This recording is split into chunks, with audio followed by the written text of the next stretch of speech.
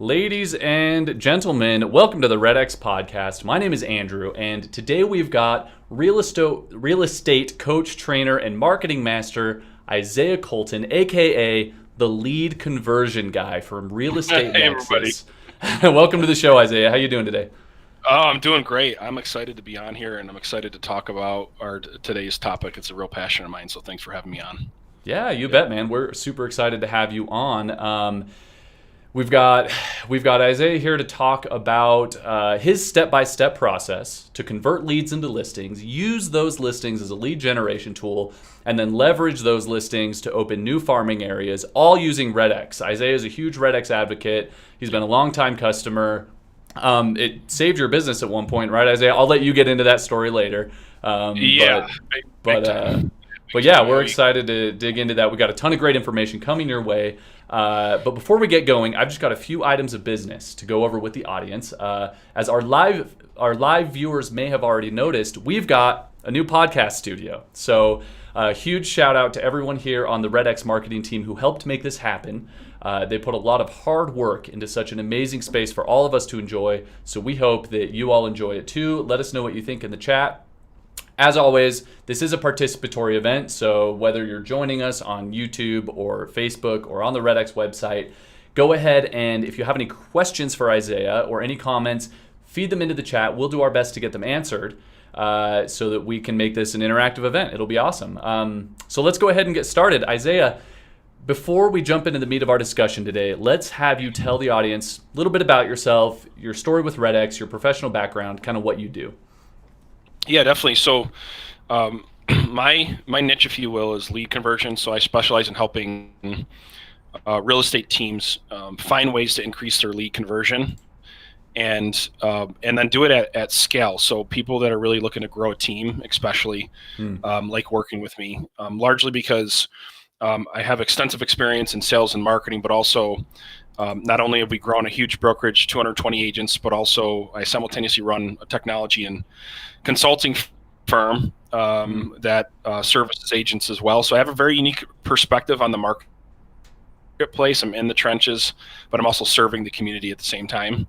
And I really enjoy that. So lead conversion, in my opinion, is probably the number one problem, or right up there when it comes to building and scaling your business, right? And so I talk a lot about it. I hit it from multiple different angles, and there's a lot of misconceptions around this topic, especially when it comes to working seller leads. There's a lot of misconceptions, which I want to talk about those in a little bit. But just as far as how I got started in real estate, I was VP of sales for a sales and marketing firm, and we mostly online ads we were doing, like Google PPC, different things like that. And I had developed a relationship through, I was flipping properties at the time, and if a property wasn't a good fit, I would turn them over to a couple broker friends that I had, and they would do what they wanted to do with it. They'd list it or whatever it may be if it wasn't a good fit for me, as I developed a relationship with the homeowner.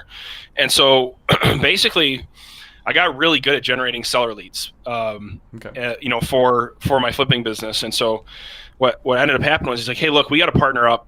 We got to do something. We could build a really special brokerage together. You could handle the operation side of it. You could handle, the lead generation, and you're really good with prospecting. I hate that, that type of thing. And so we went at it, and I walked in and I told my wife, I said, I'm leaving my job. And she's like, are you crazy? We just had a baby. And at the time I was making six figures, and we had a really good lifestyle. So it was going to be a big sacrifice for us. And so she goes, I'll tell you what, I'll give you 6 months. And in real estate, that's not a lot of time, right? Nope. So it's not a lot of time. And so I'm like, okay, we gotta make this happen. And so I went out and I signed up to, there's different companies back then, but they were well-known companies.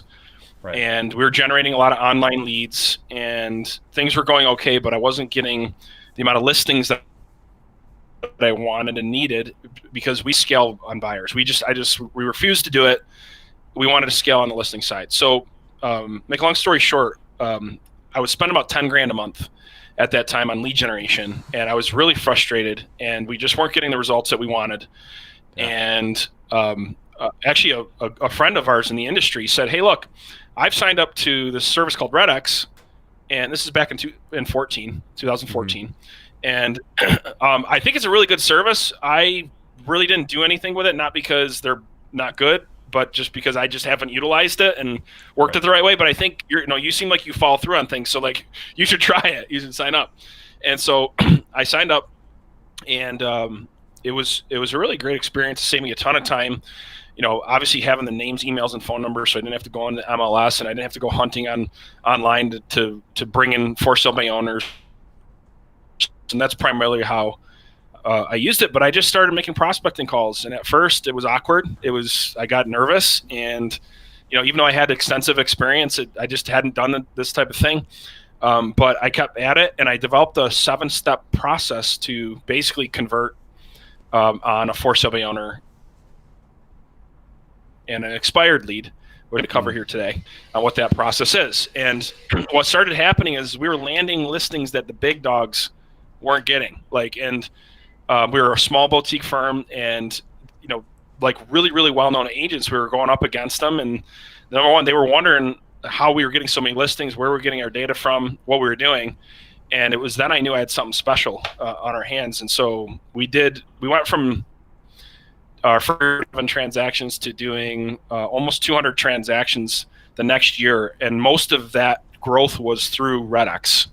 Wow. So it was because we just dominated it. And then from there, I started having people say, well, hey, look, you're really good at this prospecting thing. And so I opened up a broker-to-broker referral program for agents out of state at that time that weren't, or people that weren't a competitor in our area. And we would do some prospecting for them, and we would utilize REDX as the go-to. We would refer REDX for that service to sign them up. And we just blew up. We ended up scaling out to like 70 inside sales agents, moving well over 2,000 transactions a year through that broker-to-broker referral model REDX. So all because we learned after setting 66,000 appointments over the course of 5 years, we've learned a thing or two, on converting listing leads, right? So sure. We've learned a thing or two. So my goal is just to share that process, not only just to convert a lead, but how you can turn that lead into other opportunities, and really increase your bottom line and scale a business profitably. So we're going to kind of go through the whole journey, but that's my backstory. So I owe you guys a lot. I didn't have to go back to my job. It was a great experience and a great ride. Well, that's awesome, Isaiah. And that's I think you froze up on me a little bit.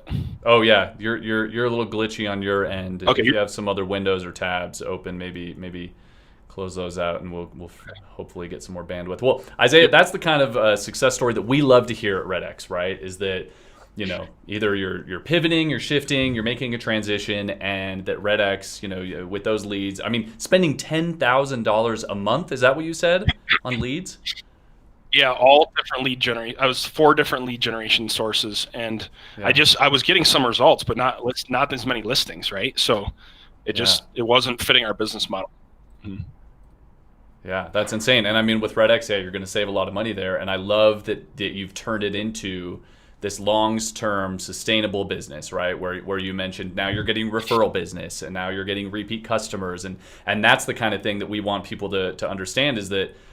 Is prospecting a grind? Can it be tricky at first? Yes, absolutely. But if you keep at it, it can be super successful right up front, but then it's definitely going to be successful in the long run. So I love that. Great story there. Thanks for sharing. Let's go ahead and jump into that. What did you say? 7-8 step process? Yeah, I have a couple things I'm going to share before then. Okay, perfect. You take it away, man. Let's do it. I want to actually go over an entire system. So the first thing is that most I want to talk about niche marketing, because this is kind of what it is. If you're going to use REDX, you're going to either use it primarily for geofarming, for sale by owner expireds, and I know you do other things too, with rent data, right? Rental data. Yes. And you do a lot of other things, but primarily I'm going to talk about my experience and what I've used it. And I'm going to talk to you about the misconceptions and why it fails first. Okay. So why it doesn't work. So a lot of the misconceptions are that forced sale by owners and expireds and geographical data are hard to work. And the reason why it's a misconception is because, yes, if you don't have a good strategic plan and you don't know what you're doing, it is hard to work. But if you know what you're doing, it can unleash a gold mine in your business, because even though there's other agents that are going after it, most of them don't do it well. They don't take the time to learn a system. So my first recommendation is that you take the time to follow a process and a plan, which I know you guys have. You provide a lot of that information, and you just don't go signing up and start making phone calls, but you actually put a plan together, what I would call a sales and marketing plan. Okay, and that plan has to be a system. And the next thing is that another misconception, I think, is when you're working, these type of leads, is that I'm just going to try it for 30 days and I'll know exactly what if I like it, or if I want to do it, or if it was worth it. And to me, if you're going to do anything well and master anything, it's never going to happen in 30 days. Right. It's like, or even in 90 days. So it's like my son, who is taking Taekwondo right now, right?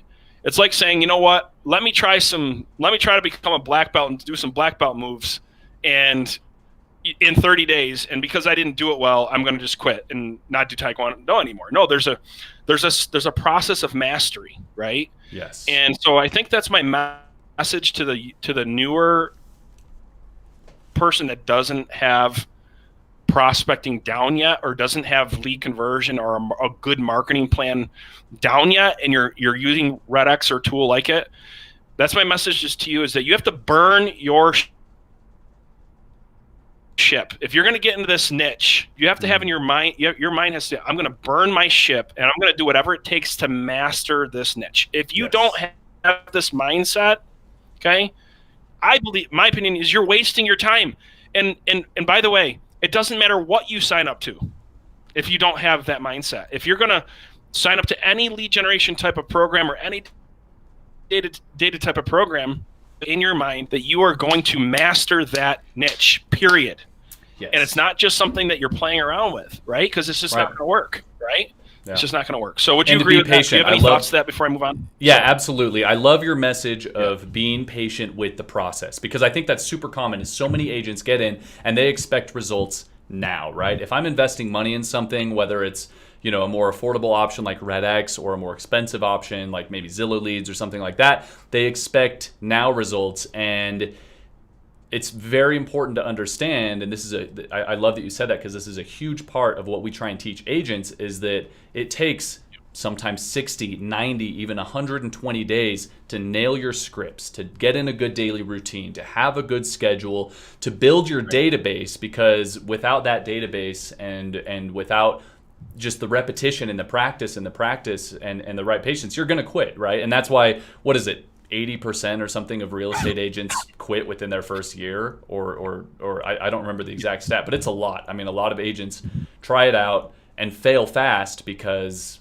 they just can't commit to that process for more than a few days. So I love that.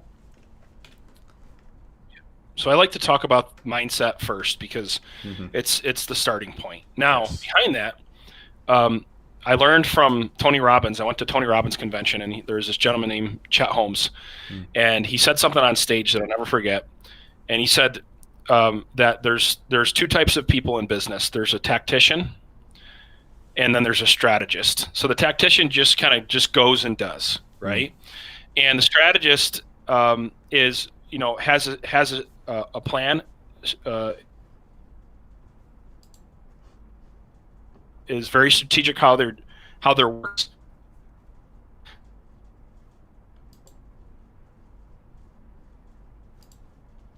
Basically, the 80 strategists who it's about 10% of the population, and because they're working smart. So a lot of what we're going to talk about is from a strategic point of view and teaching you how to work smart, okay? And then there's the 1%. And I want to encourage you guys. You guys can be a 1% if you choose to be, where you're both strategic and tactical.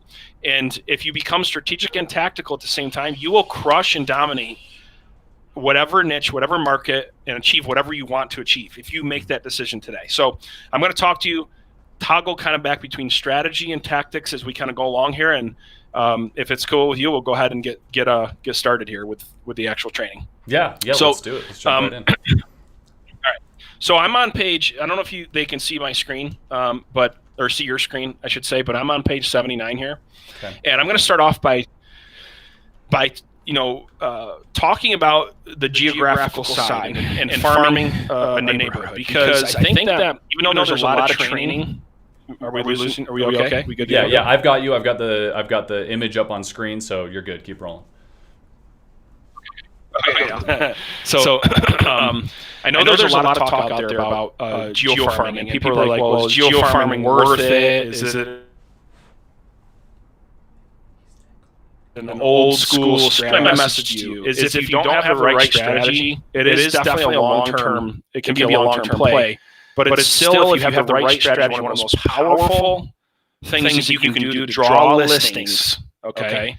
And then coupled with a for sale by owner and expired strategy, which I'm going to go over, kind of combining them together, you're going to be in a powerful position over the course of the next 6 months. While everyone else is going to still, be wondering where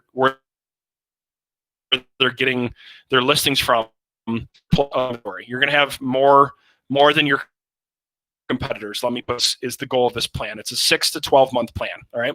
So first thing you want to do, okay, you want to make sure you pick your farm. All right, pick your area, pick your farm. And here's the great thing. I know REDX has tools to help you do that and help you pick the right farm. A couple problems with picking your farm that I see that happens a lot is we just go after the high turnover area and we don't consider anything else. And the problem is when you do that and you're just basically just picking based on high turnover, not factoring anything else, you could not necessarily get the best farm. You also want to factor in price. Okay. So what I mean by that is if you have an area that has high turnover and a lower price point versus another area that's a little bit less turnover, but a higher price point, I would recommend considering doing the one with a higher price point because you have fixed marketing dollars, your time is fixed, your expenses are usually fixed.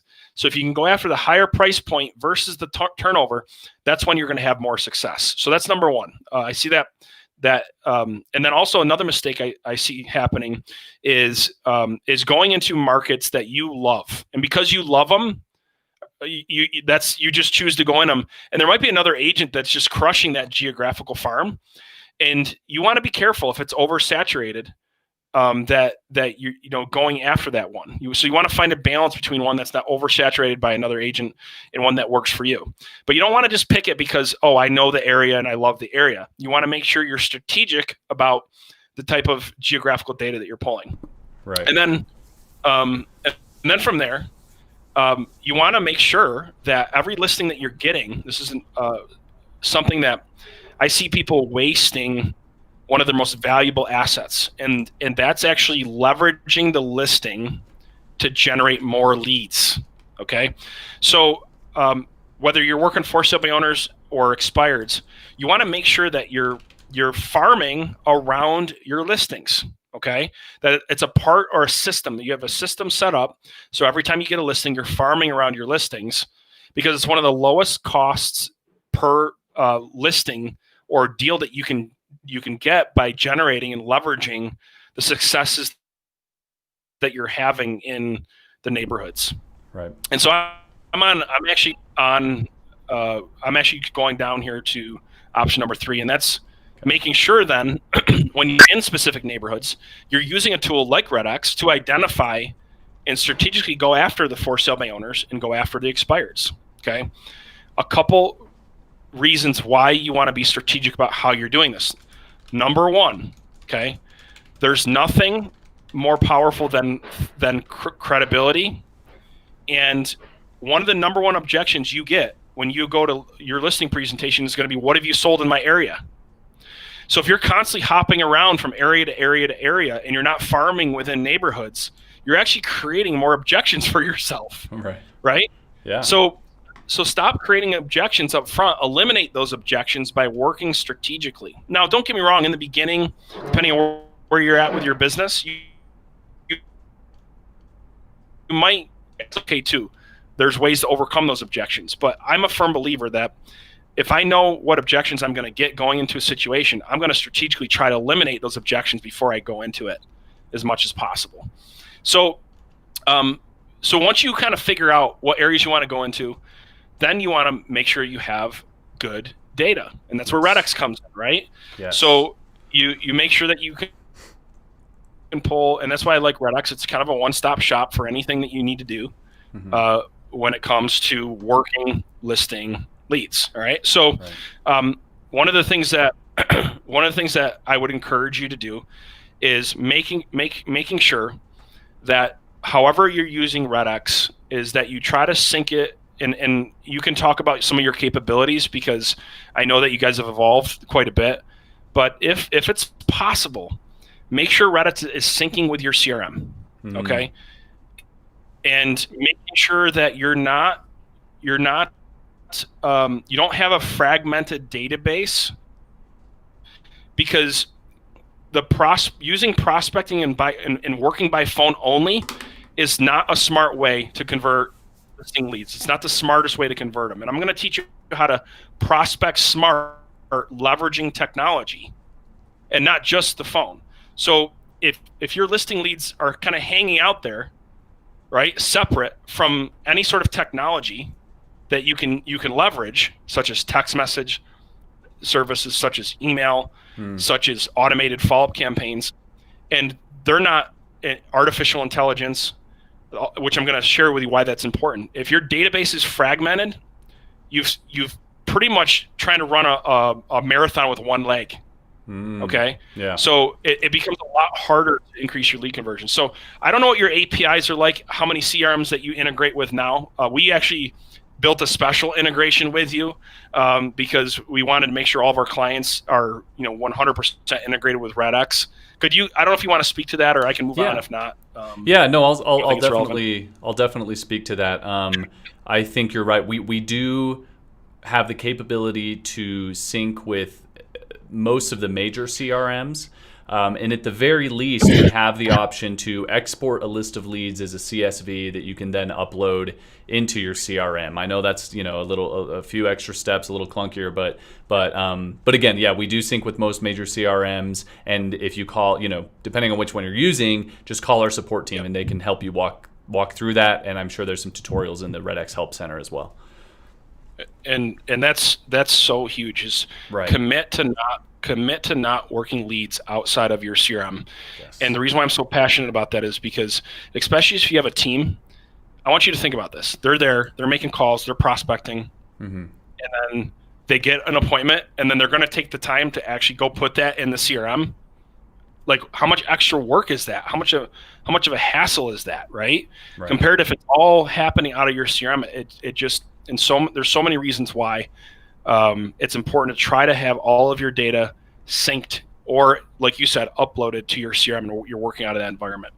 So so once you purchase your data and you got your data set up, you got your GeoFarm, you know what areas, with for sale by owners and expireds. What you want to make sure you're doing as the listings start coming in is you want to make sure you're mining for more listing. You're mining, that's the key word, for more listings. You're networking for more listing opportunities, and you're generating as many buyer leads as possible off of those listings.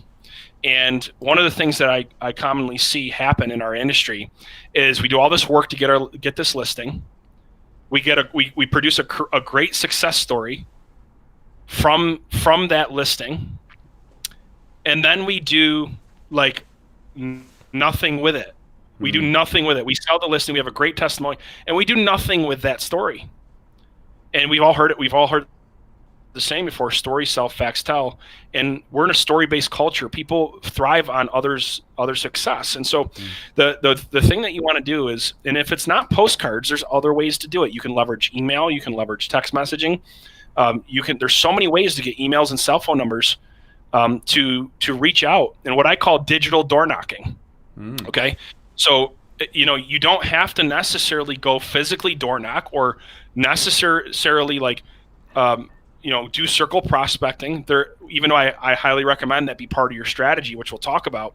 But just to plant the seed, there's other ways to engage, and real estate's a contact sport. So you can engage by doing a just listed, just sold Facebook ad. Okay, that's digital door knocking, because essentially you can as long as you have their emails, Facebook will let you create a custom audience, right, to market that listing in front of a specific audience in neighborhoods, right? So, and then when it sells, same thing. The other thing is text messaging, just letting people know in the neighborhood, bringing awareness through text messaging is another way to digitally door knock. Using directive voicemail, ringless voicemail, is another way to just bring awareness to your listing, right? And here's the thing. When you tell your listing that you have all these tools to promote their listing, are you more likely to land the listing or not? Absolutely. Yeah. I mean, it's going that extra mile and saying, here's exactly what I'm going to do for you to help market this listing, rather than, oh, no, you can trust me, I'm a real estate agent. Right, exactly. So I just highly encourage us to remember to be a strategist.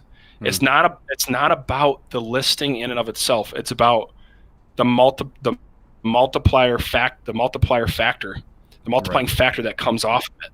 Right. And so I'm going to tell you a quick story of one of the clients that I coach, and his name is Benjamin Lang.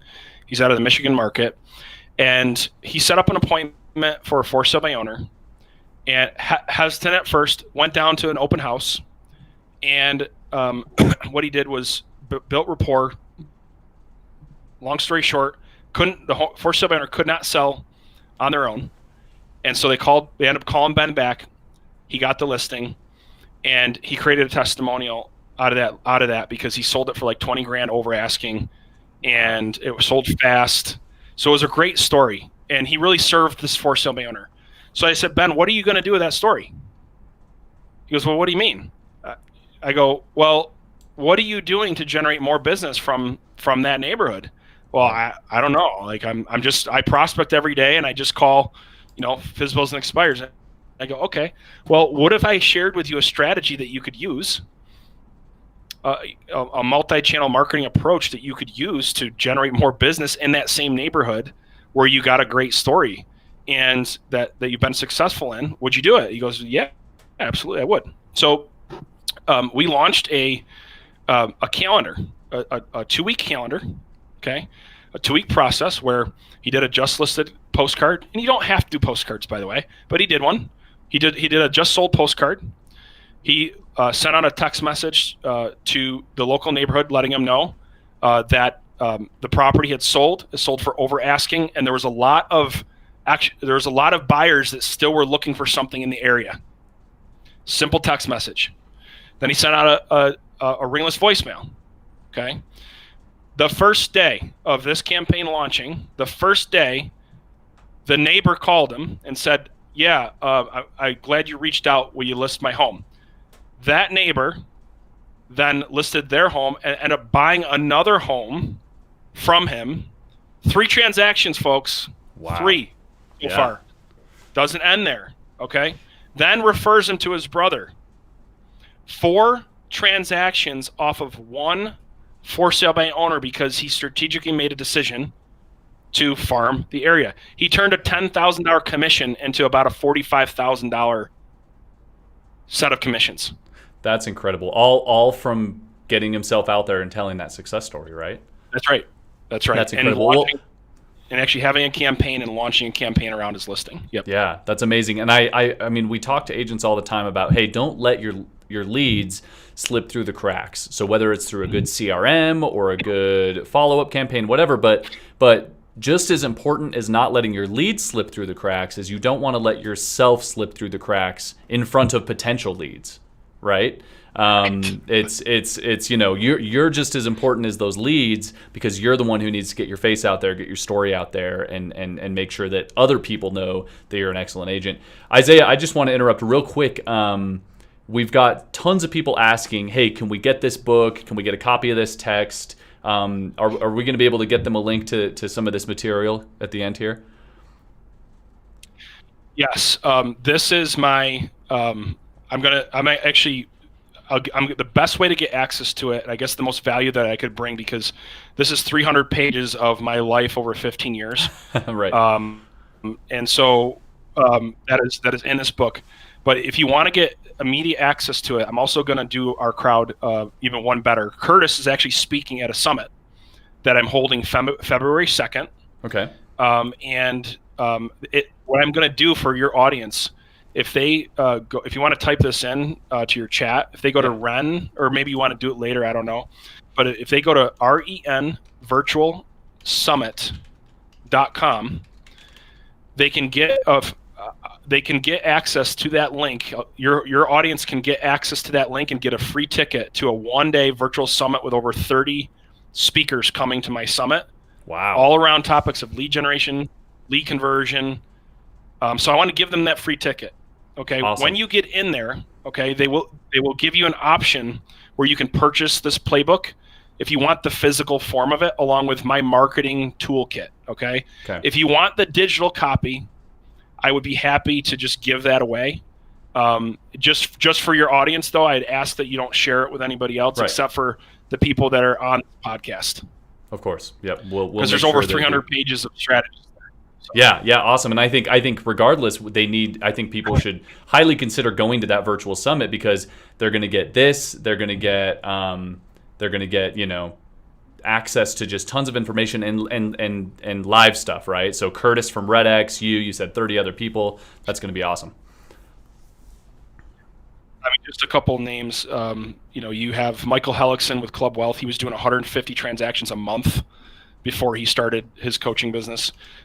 He has there's a gentleman there, actually a team called the Brown Team, and they're going to be talking about how to generate 100 referrals in a year. So it's a referral strategy. Nice. There's so many different awesome topics. We're going to be talking about how to leverage text messaging to convert leads. Love it. We're going to be talking about. I don't know if you guys know Jeff Fitzer from Video Marketing School, but he's extremely well known. Built a dynamic business. He's going to be there talking about using video to build your business using video. So I obviously Tristan with Lab Coats. Most people know Tristan. He's going to be speaking on what's happening with social media going in 2021. Right. So there's going to be a lot of great speakers that will be there, in addition to myself, of course. Excellent. Well, that's going to be great. We got people saying, hey, thank you so much for sharing. Thank you. How do we get to that summit? I've just posted the link in the chat, everyone. It's renvirtualsummit.com. We will put it in there again, www.renvirtual. Sorry, I just want to make sure they all get it here. Summit.com. And yeah, everyone go check that out. You said February 2nd, right? And if you're on the East Coast, it's 11 o'clock to 6 o'clock. Each speaker only has 27 minutes. Wow. They don't have time to give you fluff. Okay? They are giving you strategies that you can implement. That's it. That was I said, if you're going to speak at my event, there's no fluff. This is a one-day summit. There's 30 speakers. Give it, and it's 27-minute time blocks. And then there's a main stage speaker, and then there's about 6 or 7 breakout speakers that have to do with taking a deeper dive in that main topic. Excellent. So February 2nd, you said 11 a.m. Is that Eastern time? Eastern Standard Time. Yeah. Eastern Standard is when time. it starts. Right. Yep. I've got all that information in the chat for everyone watching, and that's fantastic. And to get, if you're watching this podcast live, go ahead and for that digital copy that he mentioned, send us an email at marketing@theredx.com, and we'll keep that as an exclusive offer for the people that are here live. Thank you so much, Isaiah. That's an awesome hookup. We'll let you keep on trucking. Cool. And in that, I don't have time to go through every single bullet point here, but it has in this the exact sales and marketing strategy laid out with the concept that I just shared. Okay, so Okay. I want to get into a little bit about before you really take a deep dive into dominating geo data or the geo market or for sale by owners. I think it's really important to understand the psychology behind this market. So I'm going to speak to their psychology a little bit. And there's a whole section of this in my manual, and I learned this the hard way because What page is that? it's a lot different than working a buyer lead. We're on page 85. 85. Okay. Awesome. Yep. Okay, we're there. Okay, awesome. So let's talk about understanding their psychology. Let's talk about expireds first, okay? So most likely they're a little bit disenchanted with the process. They've had a bad experience potentially with an agent, and they got some baggage. The other thing to remember too is that they have a ton of people calling them. So key point here, speed to lead matters, okay? So people take for granted, but you want to try to be the first one to contact them, if possible. Okay, I tracked this over the course of about 60,000 appointments. When we were first in the door, okay, we had about a 50% chance of getting that listing. When we were not first in the door, it dropped to a 20 to 30% chance of us getting the listing when we were competing with somebody else and not the first person in the door, on average, over the course of the whole nation.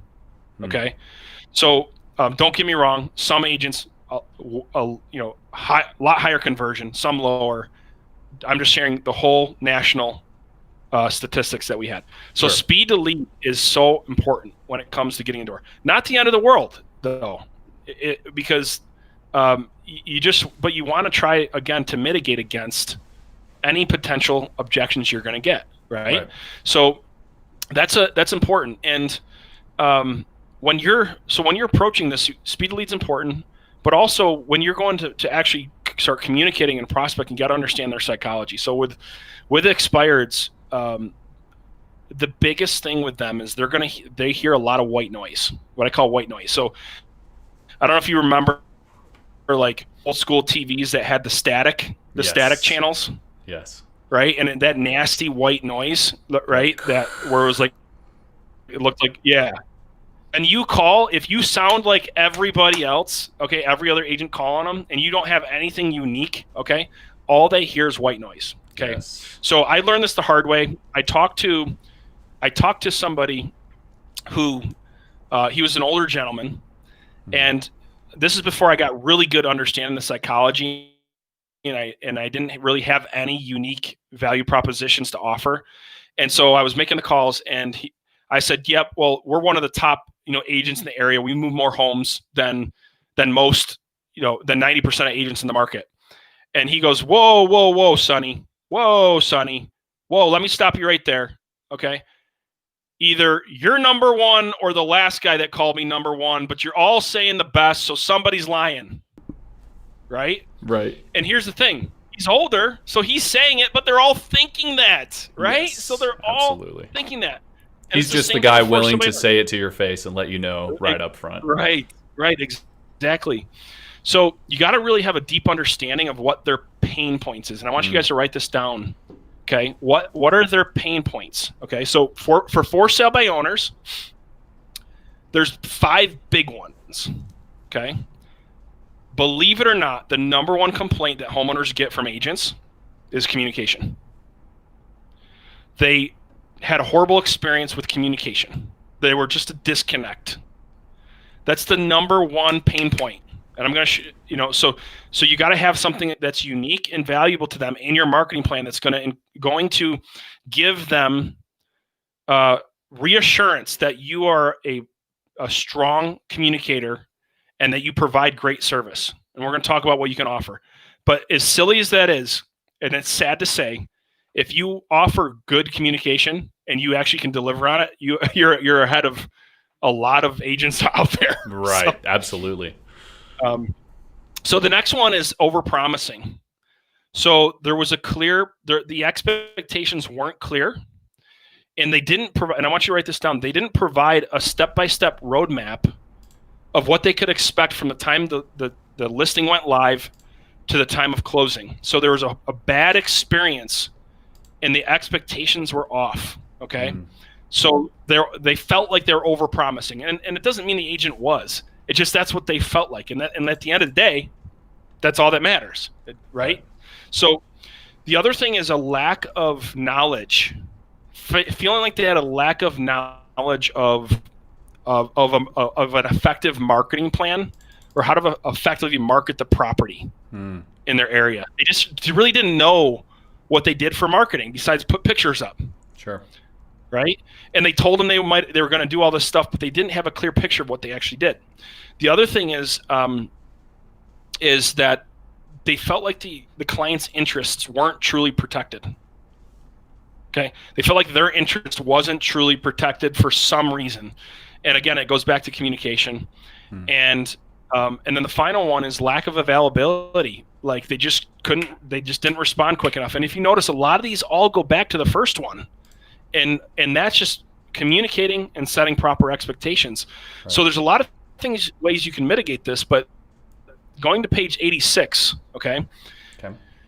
What I did is, and what I train my clients to do is list out all the main objections that you know you're going to get, okay? So the big ones are, well, I'm interviewing with another agent. What's your marketing plan? Will you cut your commissions? You're all the same. So there's really like 5 to 7 objections that you're going to get. And so what I did is I came up with, and by the way, every single objection in that manual is listed out with a response and a unique value proposition that you can offer to make yourself different than the next agent. It's all laid out in that workbook. So I came up with a couple things. The first thing that I did is I said, okay, here's the 5 objections. I need to come up with something that's uniquely valuable to them. So when I overcome this objection, I don't sound like everybody else, right? So really, really important. So the first thing I did is I put a few performance guarantees that I felt like I could back. So that's going to be different for everybody, but there's 11 different performance guarantees that are laid out in my book that you guys are going to get access to. That choose one that you feel comfortable with. What we use is I use, if I can't attract a qualified buyer that's acceptable to you under contract within 39 days, you can fire me. Okay. So that's just one. You find one that you feel comfortable in. That's the one that I use. Sometimes there's other ones. Another thing that's important is offering a communication guarantee, especially with for sale by owners or expireds probably more so. If you go to the table and they start complaining about, how do I know, I had a bad experience with communication, blah, blah, blah, blah. You can pull out an addendum that actually has listed on the addendum that you offer communication. Don't communicate within X amount of days, they can fire you for whatever reason. Or maybe they can reassign it to another agent, whatever terminology you want to use. Wow. And then here's the thing. You just match that guarantee up to your normal pattern of communication. Yeah. Of when you're normally going to communicate and check with them. And you have a marketing calendar. I give you a sample of this in the workbook. But on the marketing calendar, you're going to put in their hands is going to be the times that you're going to reach out to them to show them their stats. And then do a price drop if you need it. This market, you don't really need that a whole lot. But it lays out exactly what you're going to do to market it and when you're going to check in with them. Right. And if you're methodical about your process, you should have this organized anyway, where you're not just randomly checking in with people, but you're doing it strategically on a specific days and times. So that way you streamline your business. Sure. To me, if you don't mind, To me, that sounds like almost like an accountability plan, not with another agent or someone in your brokerage, but accountability plan with yourself and with your client, right? Like, what better way to stay held accountable than saying, all right, if like by telling them, promising them, if I don't follow through with this list of things, have it in front of them, then you get to fire me. Right. I think that gives them the power and also gives you kind of that extra motivation and that extra push to keep following through. Firm believer in that, because here's the thing, and I'm going to talk a lot about this at the summit. It's not enough to deliver a service anymore. You have to deliver an experience. That's how you scale a business. That's how you create word of mouth. That's how you truly grow, instead of just paying leads and getting the low-hanging fruit and then going after what my good friend Frank Klezix from Viral Marketing says, the transaction treadmill, right? You provide, and these systems, you're right, providing a good experience, right? And that's what creates momentum in your business. Okay, there's something that I'm going to train on at the summit called the flywheel methodology. Okay, so HubSpot actually made it famous. They adopted it, and basically what a flywheel is it's a mechanism that spins and it produces energy. So it's used in the car industry, railroad industry, and the faster it spins and the less friction it has, the more energy it produces. Okay, and so our business is a lot like a flywheel. The more friction it has in it, okay, the slower it spins, the less energy that it produces, and the harder it is to get going and run it. So the flywheel methodology focuses on not just generating a lead and converting a lead and getting a sale, because that's old school, okay?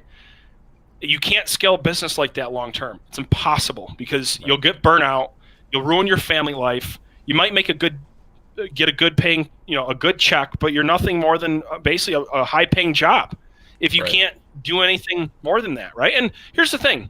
If that's all you're going for, God bless you. Nothing wrong with that, right? Nothing wrong with that. Right. I know a lot of great, awesome agents. They just want to do 30, 40, 50 transactions. They're good. Totally cool. But if you want to build a dynamic business, you have to be able to have your lead generation, your lead conversion, and your customer service all working together like a machine, and then it's producing more salespeople. Your clients become a salesperson. Right. Your clients become a marketing person. Yeah. Right. And so our goal with whatever business that I'm running is I'm not successful until I have my first benchmark is until I have 100 clients that on the dime would be willing to refer me to somebody. I haven't hit my first major milestone in my business. So yeah, transactions are awesome. I love making money. But I'm not focused on that. I'm focused on, do I have 100 raving happy clients and partners to build my business? Because that's my security, folks, no matter what. Right. And plus, it's just the right thing to do, by the way. Yeah. So to me, that's the difference between like a good business and a sustainable business, right? A good business might be that goal of, okay, I hit 30 transactions, 40, 100 even, but it's that long-term sustainability that's going to keep you a happy real estate agent in the long term for decades even. That's right. And I'm glad you mentioned that, because it all ties together. Your unique value propositions back up what you should be doing anyway. Yes. But it also makes you unique to the marketplace, helps you get new business and generate more referrals. And you don't sound like every other person reading a script in the process. Right. Okay. So that's the key. Most people have trained on, are aware of unique value propositions. Some people call them unique selling propositions. I call it unique value propositions, because I bring in unique value. So, but in my experience, 9 out of 10 agents are aware of them, but severely underutilize the power of them. Yes. So the first thing that I talk about is, okay, what's one unique value that you are marketing in your business every day that separates you? And then depending on the niche that you're going in, what do you have these addendums? Do you have these special programs to offer? So for example, with for sale by owners, I have what I call a smart seller program that's set up, and it lays out a unique set of strategies that I do only specifically for sale by owners. And it's unique to them. I don't do it for any other of my clients, only for sale by owners, so they feel special. And it gets me in the door, because I can say, hey, have you heard of my smart seller program? Well, what is that? Well, it's a program I specifically run for sale by owners, and here's what it does. Boom, boom, boom, boom, boom. Mm-hmm. What I'd like to do is go over with you in detail, and if I can't net you what you're looking for and achieve what you need through this special smart seller program, I won't even ask you for the listing. I'm just asking for a chance to show it to you. Right. Yeah. It's not like, well, what is the smart seller program? I haven't heard of that before. Yeah, maybe I should check it out. It's worth a meeting. I don't sound like every other agent, right? So I could keep going on and on about this topic, but you got to have something unique, right? Got to. So anything you want to add before I move on? I'm going to scroll down here. There's a whole bunch of awesome stuff in this workbook that's going to educate you about the in-depth psychology and what questions you should ask. I want to skip down to 98 for a second. Okay, page 98. Okay. And I want to talk, this is kind of what I mean by being strategic and having a process. And I lay this process out through a step-by-step process. And I try to make it as actionable as possible for your audience with no fluff. They could just go do it and get involved in a mastermind group or your online forums or something as they have questions, but something they can take action on. So basically, just remember with the for sale by owner and expired niche, okay, there's still the expireds. Most of them are going to come back to the table eventually, and the for sale by owners, a large portion of them, and I know your audience probably knows this, are always going to end up working with some sort of agent. Okay. Yep. Just remember that. So just starting with that baseline psychology, every type of have not met lead, just write this down, folks, has to be contacted in order for it to convert at least 8 to 12 touches. It doesn't have to be necessarily by prospecting. It could be initial contact, then follow-up, then a letter, then another call. But in some way, shape, or form, before that lead's going to convert, statistically, it's 8 to 12 touches. There's no way, hear me out, I'm going to get super passionate about this. There's no way to get around that. Statistically, it doesn't happen, because it's the psychology of what it takes to warm somebody up that doesn't know you. Now, don't get me wrong, once in a while, you'll get one faster in that cycle, but changing that methodology and thinking that you're going to change that over the course of scaling a business is like me trying to change gravity. It's not going to happen, right? So knowing that no matter what, it's going to take that, I have to have systems in place that work towards that fact, that law of human nature, right? It's human nature. I can't change human nature. So what I've done here is essentially thought about human nature and developed a strategic follow-up plan, an engagement plan. Okay, so starting on 98, and by the way, most agents only call a for sale by owner.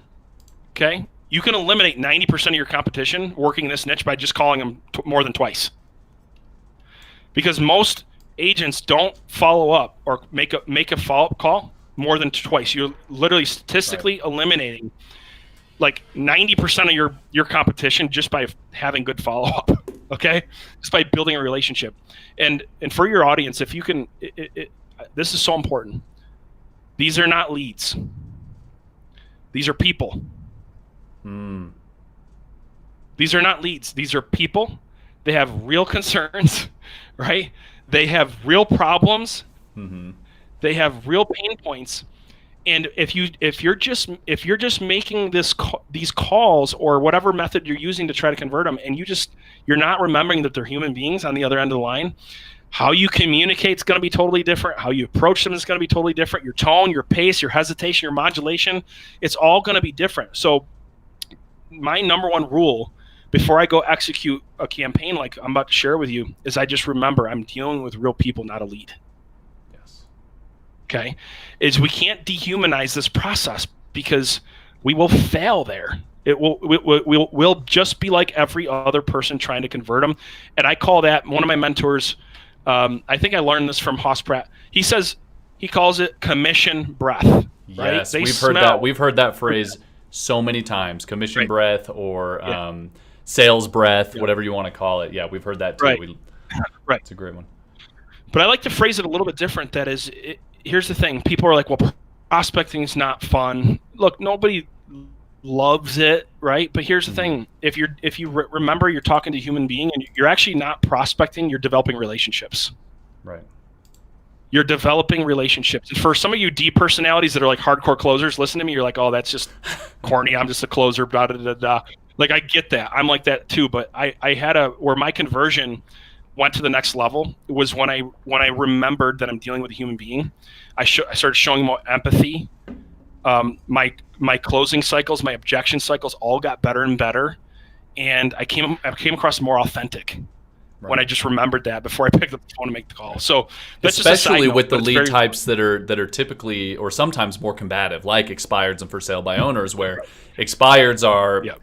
I'm frustrated with real estate agents because my last one failed me. And then for sale by owners is, I don't need you, I can do this myself, right? That's just the typical objections are very combative. But if you can be, like you said, build that relationship, treat them like a human, humanize them. Right. And at the end of the day, even if you don't sell their home, you have the relationship there for referrals, right? Because they might have had a difficult situation where they said, well, I tried to go with I tried to sell it by myself and it was a lot harder than I thought. This real estate agent, I kind of wish I would have gone with him. Let me refer him to my friends or them to my friends. That's such a good point. It's such a good point. And and here's the thing. It makes the process less, you take the objection or the rejection less personal when you remember that too. It's like, yeah, you know what? Like, yeah, like that must suck. Yeah. Like, yeah, like if I were you, that would suck. And so I'm not going to take it personal that they're pissed off. And not all of them are, but if they get a little grumpy or upset when I call, it's not personal. I'm not going to take that personal. I get it. Right. And because now I have that mindset when I go to show empathy, which is the number one most important part of any sales process is empathy. Yes. It's going to be genuine, and they're going to hear it in my voice. So when somebody says, yeah, you're the fifth call today. Yeah. Oh man, you know what? I know you're probably getting pounded with phone calls right now, aren't you? Yeah, I am. I get calls from, I respect that. Look, here's the thing. I'm about to go into a meeting. I promise you, I'm not going to take a lot of your time. I just have a quick 30 seconds just to ask you a couple questions to see if we can help each other out. Is that okay? So she's going to, most likely, unless they're just royal, you know what, they're going to let me ask some questions because of my authenticity, right? Yes. So, so that's really the psychology is you're dealing with human beings. But as far as process goes, when you begin working, like a for-sale by owner list or any type of list, one of the things you want to really, really focus on is the long haul. That if you're going to catch that for-sale by owner early, your approach is going to be probably a little bit different than if you caught them a little bit later. Right. It's going to be probably more of a discovery and relationship, and just keep that in your mind. Based on the questions, which I have all the questions you should be asking laid out. Based on the questions you're asking, you're going to find out their pain. You're going to find out their motivation, okay? And you're going to want to make sure that your approach is different. So people talk a lot about this, and I'm just going to give my opinion here, man. It's just my opinion, how I teach it, train it. People can object to it. You can take it, you can leave it, whatever. So everyone's like, well, I think a two-step approach is better than a one-step, meaning I go out there, I build rapport, and then I plan on coming back and then trying to get the listing. And then other people are like, yeah, when I go out there, I'm going to close them. One step, close them. And my message to you is both of those are too extreme. Right. right? You got to know your situation. Yes. You got to know your situation. So people ask me all the time, should I use a 2-step or should I use a 1-step? And my response always is, well, it depends. Yeah. It depends on the situation, because if I'm dealing with a for-sale by owner, they just put it up, there's no pain there, they're still in the experiment mode, I'm going to plant some seeds of doubt and I'm going to show a lot of value. But if they're super resistant, I'm going to be very careful not to drive my listing presentation down their throat in that first meeting. Right. Right? So you need to match their mood, basically. You need to figure out where they're at, match their mood, and then cater it to each individual, which again is humanizing, right? That's right. It shows that you're not jumping to what you know best, which is sales. And this particular process, it's hey, I'm gonna meet your needs, right? That's exactly it. That's exactly it. And love it. And then what happens from there is you can feel out the situation, and you can figure out whether you got to have a good follow. You institute a good follow-up plan. Mm-hmm. Other times you're going to go out and you caught them at the right time, and if you just give them a good impression, you show value, you're going to land it. And you don't. And in that case, you don't want to do 2-step, right? You got to go for it and not be afraid to go through some objection cycles and do it in a way showing empathy, and you'll be shocked at how many listings you'll get. Another side tip here, and I know I'm a little bit all over the place, but if you're a person that's like, man, I'm just not good over the phone, show up at their open houses. Right. Take your for sale by owners, show out yourself. Okay? And I have scripts in there on how to handle that. But don't not work for sale by owners, and don't not use REDX because you think the only way to attack this is by phone, is my point. Right. Okay? So there's so many ways to use REDX as a tool to win. Now, don't get me wrong. I highly recommend prospecting. But I have a gentleman that I work with. He does 30 transactions a year through FSBOs just by showing up to open houses and networking. That's crazy. Yeah, it's basically another form of door knocking, right? That's it. Except for they're selling, and it's a really warm door knocking lead is what that sounds like. Right. I love it. Right. So basically, so just keep that in mind. Okay. And then from there, in your CRM, you need to have a really strong follow-up process. Okay. So the first 2 weeks, it's what I call the 10 days of rain. And so what I'm going to do is I'm going to set them up on a drip that's a combination of, it's all value add stuff, where I'm going to stay in touch with them. And you can automate it. If you don't have it automated, it's not the end of the world. You just have to do some of this stuff manually. But I'm going to make sure they like the first thing is they start getting educational videos on what they need to do to prep their home. It's all value add stuff. And then there's a text message going out, and all it says, and I have it automated, but it says, hey, just checking in. How are things going? Right? So text message, value through email, right? And then depending on if I get a response, I can check that in my CRM.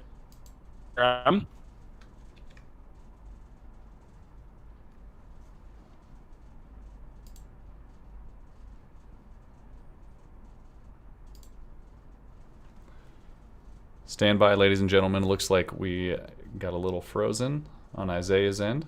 Sit tight. See if we can get him back. Isaiah, you there with us?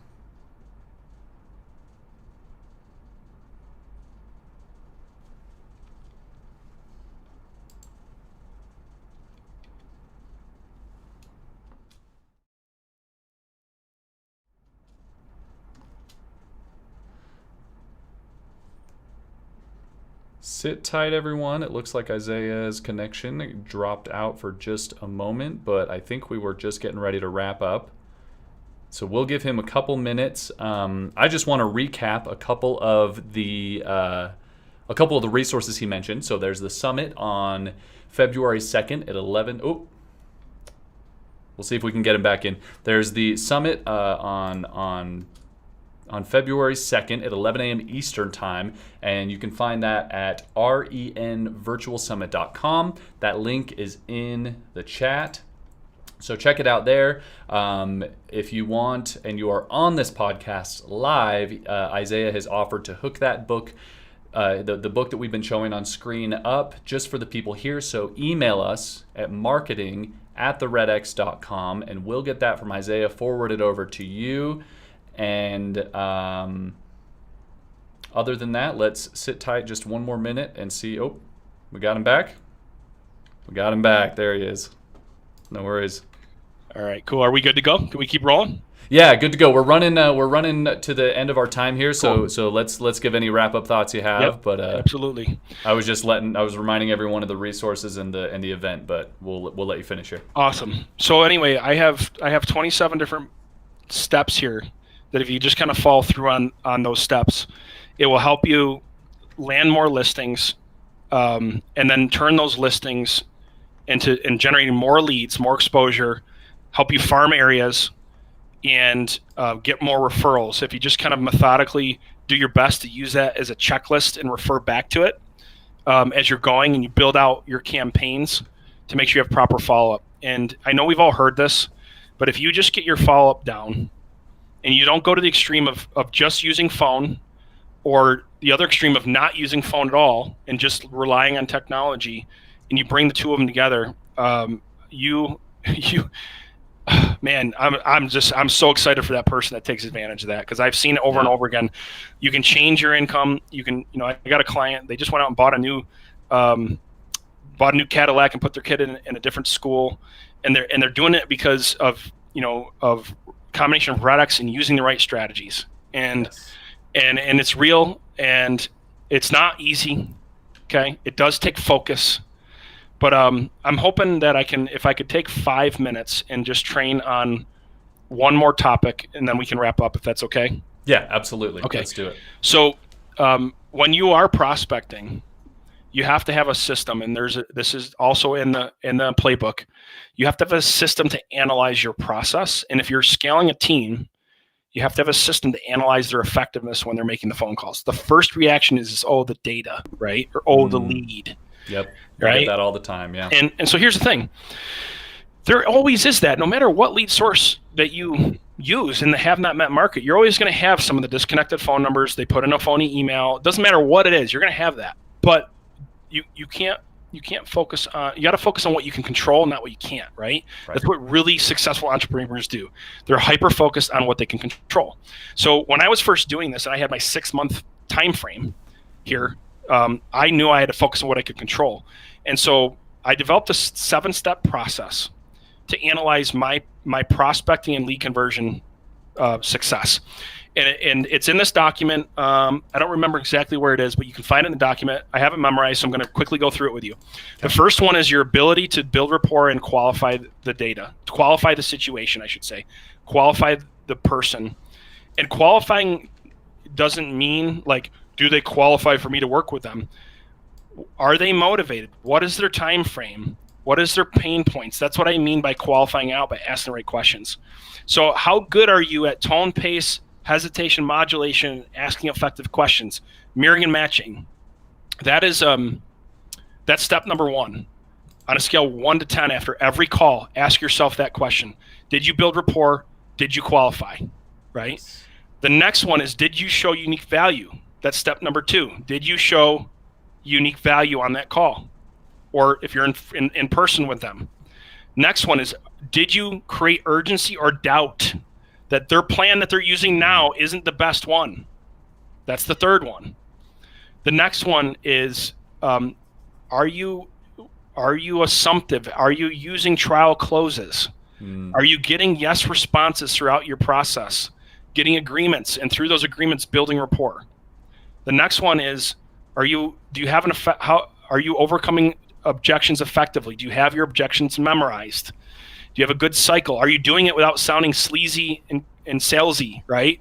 Are you showing empathy before you overcome? Are you listening? Are you active listening, right?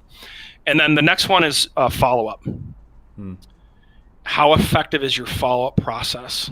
So you try to overcome the objections, you got to follow up though. How effective is your follow-up process? And then the last one is managing to metrics, not emotion. Managing to metrics, not emotion, where you look at your metrics, you know exactly how many calls you got to make versus how many connections versus how many appointments versus how many show up versus how many you present to and close, and you're tracking that.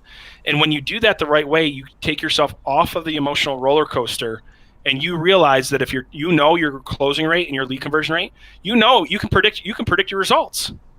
Now you can predict your results. And now you just work on fine-tuning those 7 steps, and now what starts happening, you start making more money. Because your lead conversion goes up. And let's face it, if we're not focused on getting better at booking more appointments and closing more deals, what are we doing? If I had a mic drop, I'd drop it right there, we'd end it. Right. That's all I got for today. No, that's awesome. And you nailed each of those 7 points. You weren't kidding. You had to memorize. I actually pulled them up on screen. So you got it? Cool. Yeah, the audience was there to watch, and you nailed every single one of them. So that's amazing. Well, Isaiah, thank you so much. That I know that's a lot of information, and there's a lot to digest there, but they're all such crucial points. When it comes to understanding misconceptions behind your leads, to recognizing their pain points and meeting their needs and humanizing them. They're all such amazing points. So to our audience and from our audience, we're getting a ton of thank yous in the chat. So I appreciate you guys and tuning in, and any way I can help. I love seeing people win. Awesome. Well, I think you have helped in a tremendous way. Thank you so much also for providing that resource. Again, everyone, if you email us at marketing@theredx.com, we'll get that from Isaiah and pass it on just to the people who are here live. And then a reminder for February 2nd, 11 a.m. Eastern Time, REN Virtual Summit. We'll put that link in the chat once more so that everyone knows. Cool. You'll see more from Isaiah. You'll see from people here at REDX. Industry leaders across the board. You said what, over 30? I mean, over 30 incredible. Industry leaders.